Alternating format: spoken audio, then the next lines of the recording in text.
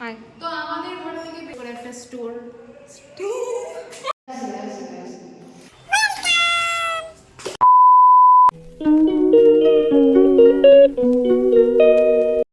এখনো রুমগুলো পুরোপুরি তৈরি হয়নি, শুধুমাত্র পুটিং করা হয়েছে আর টাইলস লাগানো হয়েছে। তো এটা হচ্ছে আমাদের ড্রয়িং রুম। তো এই জায়গাটাতে একটা গ্যাপ পড়ে গেছিল, সেই জন্য আমরা ছোট ছোট সুন্দর করে একটা র্যাক বানিয়ে দিয়েছি।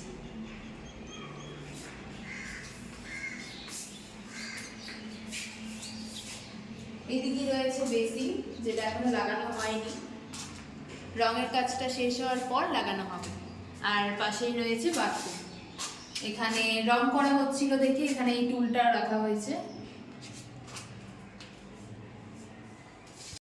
তো এটা হচ্ছে আমাদের রান্নাঘর, আর রান্নাঘরটা ইচ্ছে করেই ছোট করা হয়েছে কারণ বাকি রুমগুলোকে বেশি বড় করা হয়েছে বলে, আর এখান থেকে রান্না করতে খুবই ভালো লাগবে কারণ এই ভিউটা দেখা যাবে বলে। আর পাশে এখানে ঢাকা রয়েছে দরজাগুলো, যেগুলো কিনা কমপ্লিট হলে আমি তোমাদেরকে দেখাবো। এখন আপাতত দেখে নাও। তো ড্রয়িং রুম থেকে ঢুকেই এখানে আমাদের বেডরুম, মানে আমার বেডরুম। এখানে পুটিং করার পর এখানে আরো ওয়াল মাউন্টিং ডিজাইনটা দেবো আমরা দুটো দেওয়ালে। তো ওগুলো হওয়ার পর তোমাদেরকে শেয়ার করবো। তো আমাদের ঘর থেকে বেরোনোর পর আমরা চলে আসবো এখানে মা আর বাবার রুমে। এই রুমটা আমাদের নিচের ঘরের থেকে অনেকটা বড় হয়েছে। আর এখানেই রয়েছে ব্যালকনি। ব্যালকনির ভিতর থেকে এদিকে এলে এখানে আবার ঠাকুর ঘর।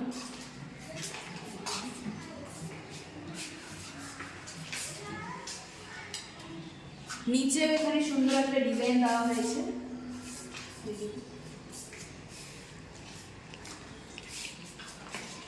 আর এখানে হচ্ছে স্লাইডিং জানালাগুলো দেওয়া হবে, সেই জন্য এখানে গ্রানাইট লাগানো হয়েছে।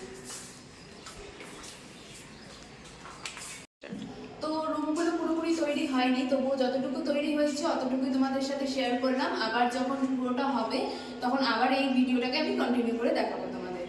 তো যেরকমটা বলেছিলাম যে আমাদের রুমে ওয়াল মোল্ডিং ডিজাইনটা দেওয়া হবে, তো এখানে এই যে প্রথম কাজ শুরু হয়ে গেছে, এভাবে লাগিয়ে নিয়েছে, তারপরে রং করা হবে।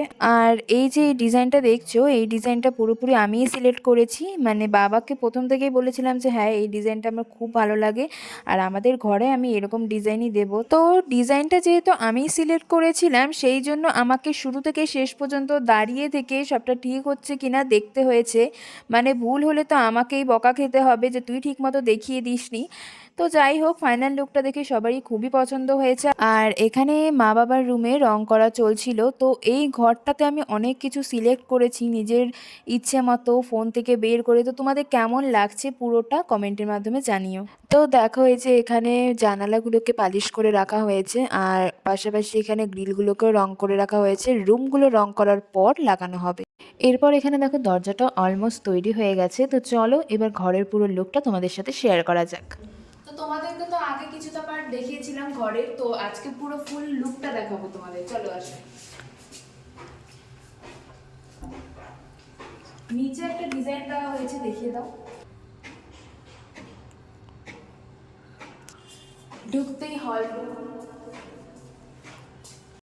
তো হল রুমের কালারটা একটু লাইট রাখা হয়েছে জেনে শুনেই, কারণ ঢুকতেই যদি একটু লাইট কালারটা থাকে দেখতে ভালো লাগে, সেই জন্য।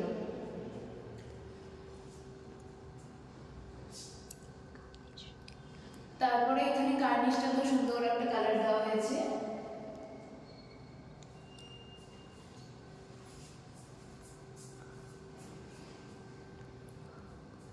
তো হল রুম থেকে চলে আসি আমরা আমাদের ঘরে, আর এই দরজার ডিজাইনটা আমি সিলেক্ট করেছিলাম। তো কেমন হয়েছে জানিও।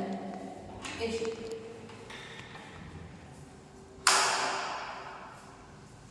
তো এই যে আমাদের এই ডিজাইনটার ফাইনাল লুক, তো সবারই কিন্তু খুবই পছন্দ হয়েছে, আগেই বললাম। আর অনেক ইচ্ছে ছিল যে কিছু কিছু ডিজাইন দেব, তো এই যে এই ডিজাইনটা, তারপর এই যে দরজার ডিজাইনগুলো আমি সিলেক্ট করেছি, তারপর প্রত্যেকটা রুমের কালার। তো যখন আমাদের ফার্স্ট সেকেন্ড ফ্লোরগুলো বানানো হয়েছিল, তখন অত একটা মাথায় ছিল না যে হ্যাঁ এরকম ডিজাইন দেব, দরজার এরকম ডিজাইন দেব। তো যখন থার্ড ফ্লোরটা বানানো হলো, তখন ভাবলাম যে হ্যাঁ এই ডিজাইনগুলো এখন দেওয়া যেতে পারে। তো এই যে এখানে কার্নিশে ভায়োলেট একটা কালার দেওয়া হয়েছে। তো এরপরে রয়েছে আমার মা বাবার বেডরুম। তো আমরা এই দেওয়ালটাতে শুধু ডিপ কালার দিয়েছি আর বাকি তিনটা দেওয়ালে লাইট কালার দিয়েছি। আর এটা যে আমাদেরকে সাজেস্ট করেছে সেটা হচ্ছে যে রং করেছে সেই আঙ্কেলটা।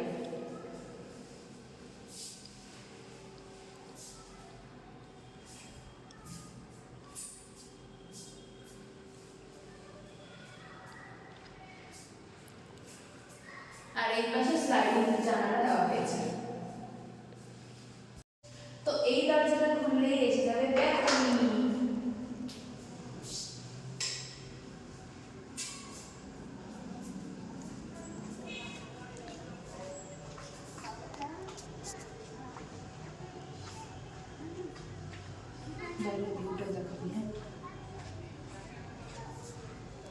তো যেহেতু এখানে ব্যালকনির সাথে ঠাকুরঘর রয়েছে, তো ফ্লোরের টাইলসটা দেখো একটু ঠাকুরঘরের মতো মানানসই করে লাগানো হয়েছে।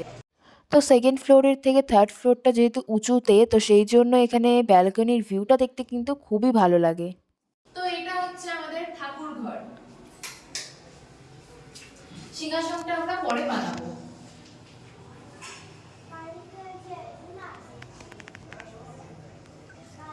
এখানে সুন্দর একটা ছোট্ট বেসিন।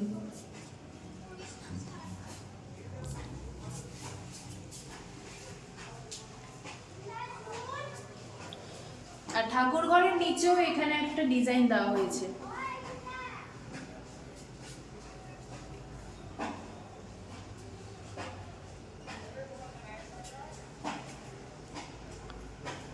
চলো এবারে আমরা দেখে নেব বেসিন আর বাথরুমটা আর রান্নাঘর। তো এটা হচ্ছে রান্নাঘর।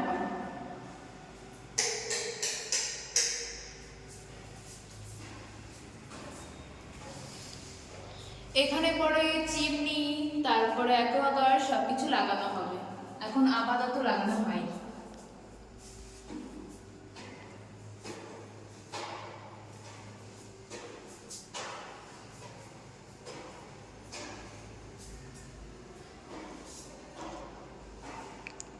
তো রান্নাঘর থেকে বেরিয়ে এইদিকে এলেই বেসিন। এই লাইনটার কালার চেঞ্জ হয়, একবার যদি এরকম দেওয়া হয় তো এরকম, আবার সাদা, আবার একটা হালকা কালার। তারপরে রয়েছে এদিকে বাথরুম।